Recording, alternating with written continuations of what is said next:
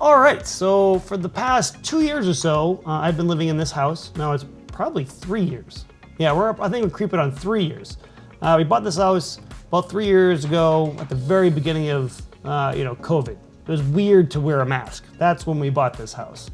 And this place had an in-law in the basement, which it's cool, but we didn't really need one.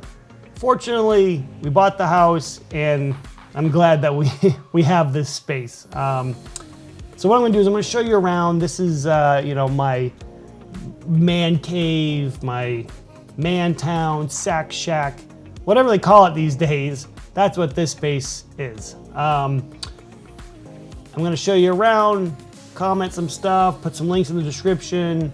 I don't know, I like watching these on YouTube. I'm guessing you probably do since you're here. If you got comments or questions, throw them below. And more than likely, I'll probably reply to you because I don't have a lot of subscribers.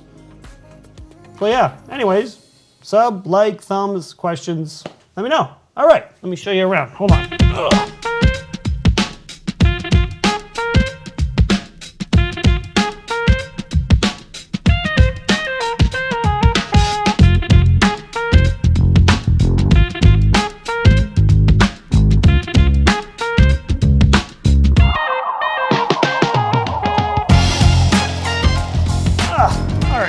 A few things that we got here on my desk. I'm gonna take some notes. All right, so the TV, it's actually a TV. It's anything great. I don't do a ton of gaming, but I do some gaming.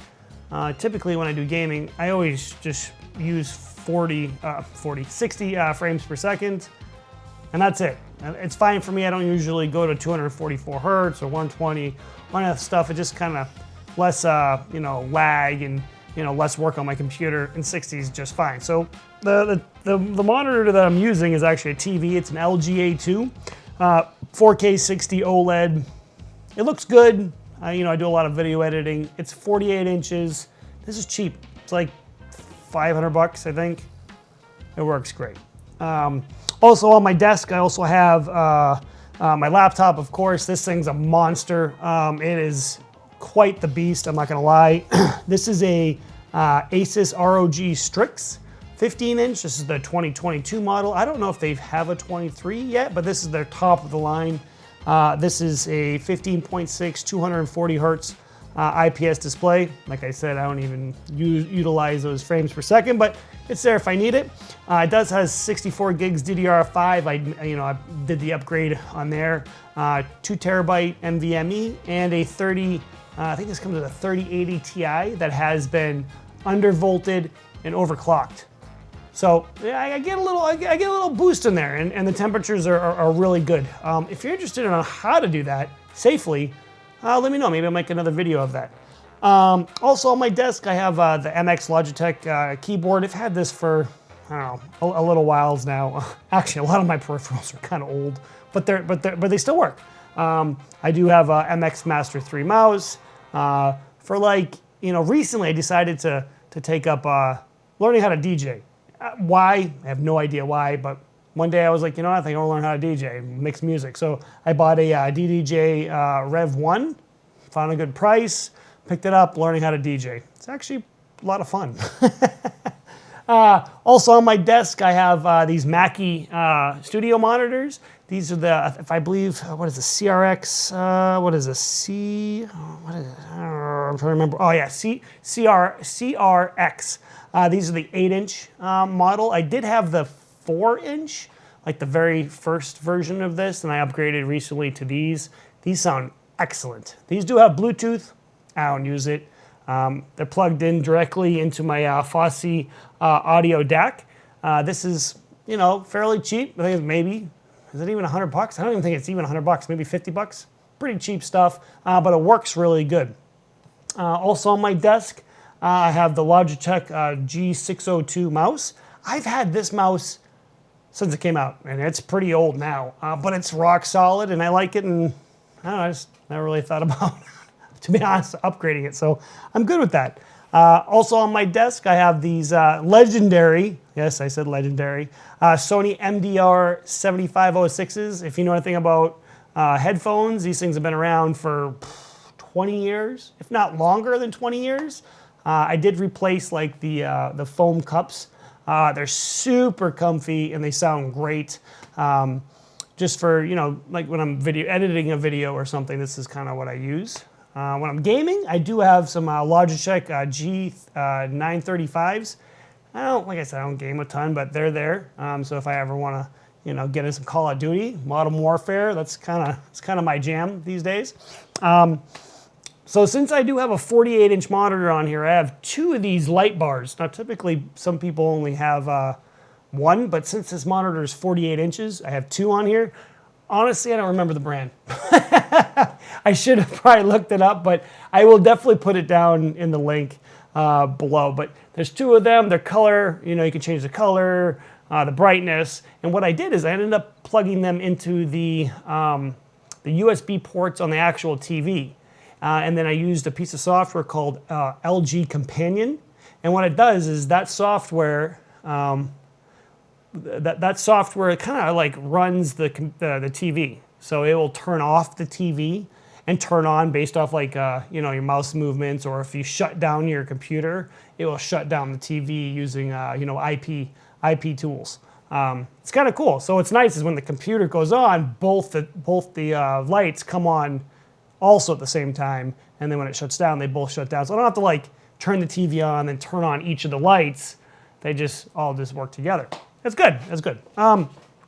Also behind this monitor, I have the Govee setup. Govee makes some really good LEDs. Their system is pretty solid. Their app is, it's okay. But what I have here is I have the Govee T1 Pro. So essentially it puts LEDs around the monitor or the TV. And then it has a camera, which I'm going to show you here in a second. It has a camera, and then it kind of mimics and does dynamic lighting. So like if there's bottom left-hand corner is blue, it's going to shine blue in the left-hand corner of the monitor, and behind the monitor. But I also have the light bars as well, which kind of sit off to the side of the speakers. And it really, if you have the lights down and everything off, like watching movies or playing video games, it's a little bit more immersive. I actually have a clip. Let me show you this now, and this is one of the benefits of that system.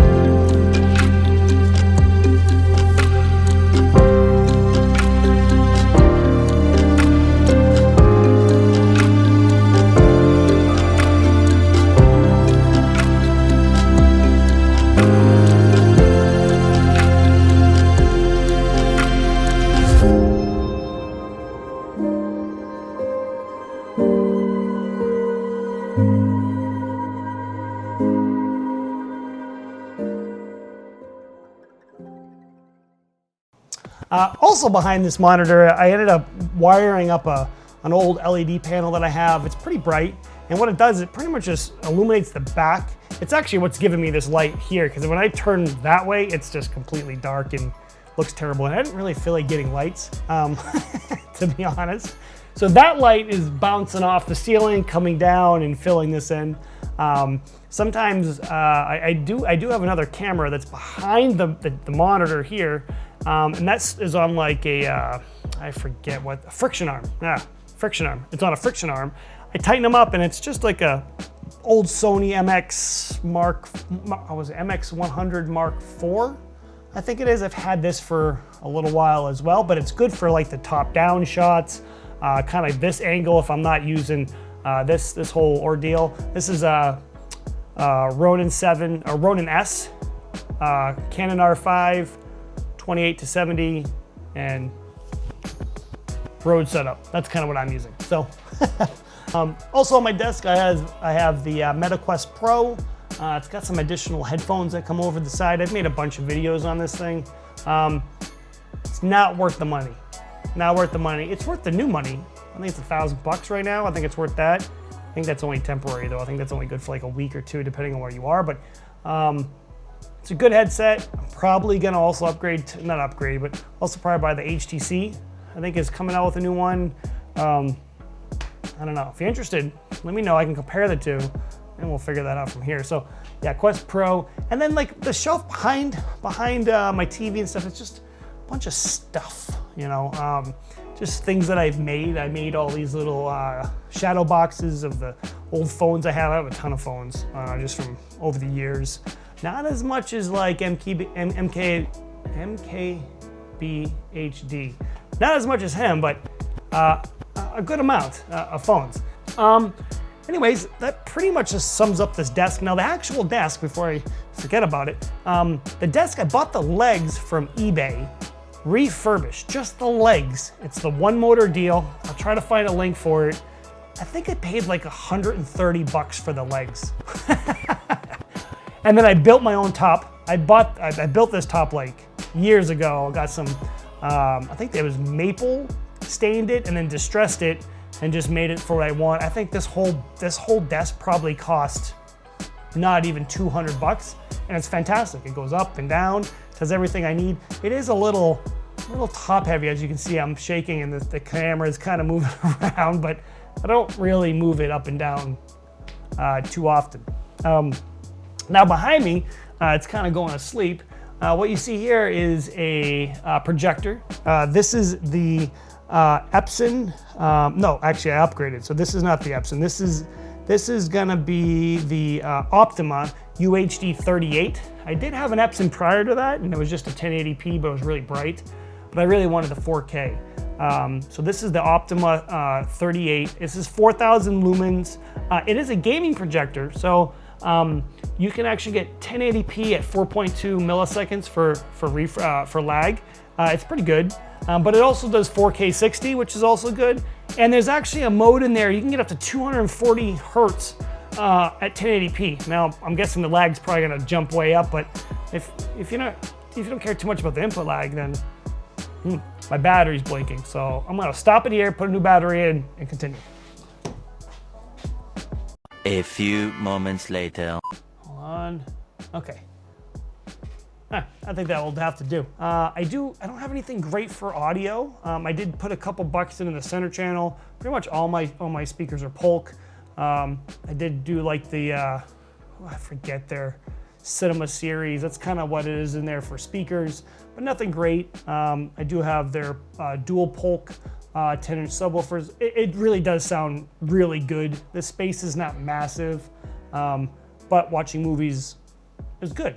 Yeah, anyways, there's also a kitchen here. I do have a little bar machine. It's a barista. You can put different types of alcohol in here. It's like a Keurig, and it mixes all these types of drinks.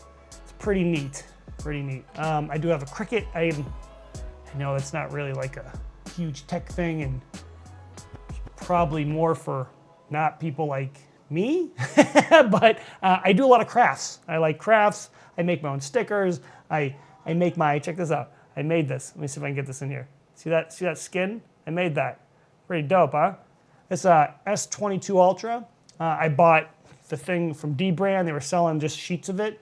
I bought a sheet of it and I can cut my own. This is like my fourth phone to cut my own stuff. So that's the reason why I have the Cricut.